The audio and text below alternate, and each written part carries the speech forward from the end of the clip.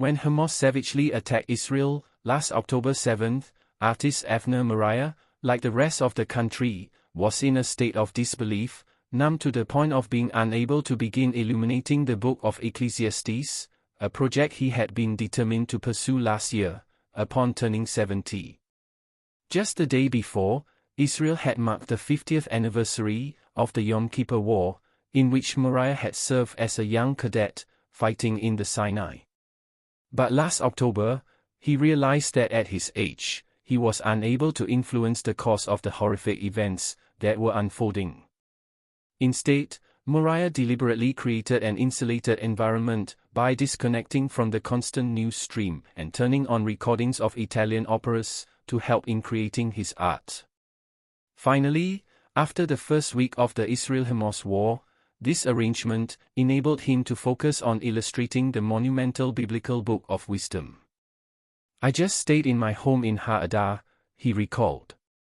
Transitioning from the paralysis of those first few days of the war to a creative mode was challenging. Art about the book of Ecclesiastes. Until his 70th birthday, Moriahs had never been preoccupied with the passing of time or his own mortality. But as he entered his 8th decade, the book of Ecclesiastes took on new meaning for him. The OWL, a symbol of wisdom, in Avner Moriahs' illustrations of the book of Ecclesiastes. "It occurred to me that we all have an expiration date," reflected the silver-haired artist, whose 2 knee replacements last year were a jolting reminder of the vulnerabilities that come with aging. "We come and we go." As his momentous birthday approached, he resolved to undertake the Ecclesiastes project, since he still possessed physical stamina and mental acuity, 2 essential components for creating captivating art. The result is a dramatically illuminated book, created almost exclusively with black watercolor, which Moriahs completed this past summer, that brings visual shape to the insights of the book's author. According to tradition, the book of Ecclesiastes, Koheleth in Hebrew, one of the 5 megalot of the Bible, was written by King Solomon and is read in synagogues on the Shabbat of Sukkot. Its 12 chapters are laden with observations on life's vicissitudes, its fleeting nature, and poignant truisms that have reverberated throughout the ages. Although many of Moriahs' other monumental biblical works are suffused with color, for instance, his Book of Esther, awarded 2 Guinness World Records for the longest and the largest scroll in existence, is replete with luscious hues. Moriahs opted not to use color in his rendition of Ecclesiastes, explaining that it would have detracted from the messages of the verses. "I wanted each drawing to express the essence of what the verse means. Color would have been a distraction," he said. Instead, he surrounded each image with a gold leaf frame. In his 25 years illuminating biblical texts, Moriahs, a secular Israeli, had often referenced images from nations surrounding the land of Israel, such as the Canaanites, Egyptians, and Mesopotamians. However, as he began studying Ecclesiastes for this artistic endeavor, a book that, until that point in his life, he had never looked at in depth, he soon realized that the lack of a narrative voice would be one of the main challenges as he set out to illustrate this ancient text. The elderly author, also known as Koheleth, focuses primarily on his ironic view of life, generally avoiding topics of faith. Unlike other books of the Bible, there is almost no room in his writing for divine intervention, reward, or punishment, nor is there any mention of an afterlife, Moriahs pointed out. Since the text lacked a narrative voice, Moriahs searched for appropriate images in other cultures further afield. He turned to ancient Greek mythology for inspiration, since scholars point to the influence of the Hellenists, who invaded Israel around 300 BC on the Israelites.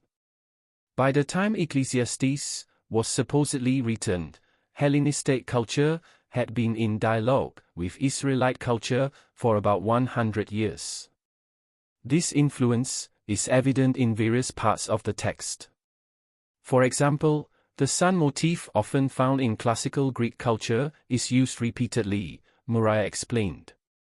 The ancient mosaic in the center of the synagogue at Beit Alpha, 6th century CE synagogue at the base of Mount Gilboa, depicts Helios riding his chariot. If Helios, the personification of the sun in Greek mythology, is deemed appropriate for a synagogue, I felt justified in incorporating this image into my visual interpretation. To illustrate the verse, what value, then, can the man of affairs get from what he earns? Ecclesiastes 3 verse 9, Moriah again turned to Greek mythology, depicting the legend of Sisyphus, who eternally rolled an immense boulder up a hill only for it to roll back every time it neared the top. Drawings of an owl, a symbol that depicts wisdom in Hellenistic culture, are also sprinkled throughout Moriah's illuminated manuscript, as the artist sought what he terms the essence of each verse. The process of creating this illustrated book unfolded over several stages and took 10 months to complete. As he has done several times in the past when illuminating biblical works, Moriah studied the text with Bible scholar Yoel Zekovich, Professor Emeritus at the Hebrew University of Jerusalem, and then produced 350 preliminary studies. Together, they selected 193 images for the book. In the next stage, Moriah once again collaborated with master calligrapher Izzy Plotwinski, who has written the text for many of Moriah's illuminated biblical works. We designed each page, integrating the text with my preliminary drawings. Izzy then wrote the text on parchment using a beautiful font he created specifically for this book, Moriah recalled. For the final stage, the artist used a light table to combine the images with the text. He then framed each image in gold to enhance the book. Observed Zekovich, in every biblical book that Moriah has illuminated, he has crafted a unique visual language. The pessimism of Ecclesiastes guided Avner's choice of black as a dominant color, though careful observers will also notice a subtle humor in the illustrations. Black is complemented by gold, reminiscent of Solomon's wealth, reflecting the verse, "Now the weight of gold that came to Solomon in 1 year was 666 talents of gold," 1 Kings 10 verse 14. His use of gold evokes the feel of a medieval illuminated manuscript in Avner's version of Ecclesiastes. Avner's interpretive solutions are as insightful as those of professional commentators, Zekovich added. I was particularly impressed by how he handled the recurring motifs, like vanity of vanities and there is nothing new under the sun, injecting each repetition with diversity and depth.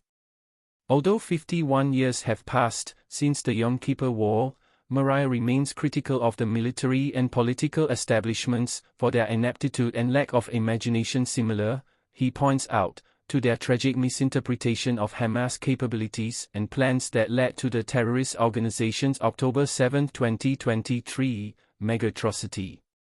Both wars, he said, share similar elements that led to tragic outcomes: the arrogance of the country's leaders and their failure to heed the warnings of ordinary soldiers who foresaw the impending attacks. In 1973, in the weeks before the Yom Kippur War broke out, I was on the Golan Heights with my unit. People laughed at me when I said that the Syrians, whom we could see were amassing their troops along the border, were preparing to attack us. When October 7th happened, I felt like I was reliving the Yom Kippur War all over again, he said. It's the same sick system, in which the people in charge don't think out of the box and refuse to see what's right in front of them. With the backdrop of Puccini and Verdi's operas providing the essential emotional bomb for Moriah to complete his artistic vision of the book of Ecclesiastes, the verses of chapter 3 guided him with a sense of perspective as he pushed through his jumble of feelings to complete the project. To everything there is a season, and a time to every purpose under the heaven. A time to be born and a time to die. A time to kill and a time to heal. A time to weep and a time to laugh. I had to be inspired every day, because of what was going on in Israel. It was almost impossible to concentrate, he reflected. But while working on my drawings, I realized that Kohelet's message is, though we all are destined to die, we should enjoy life while we can. In the end, I found solace in the book.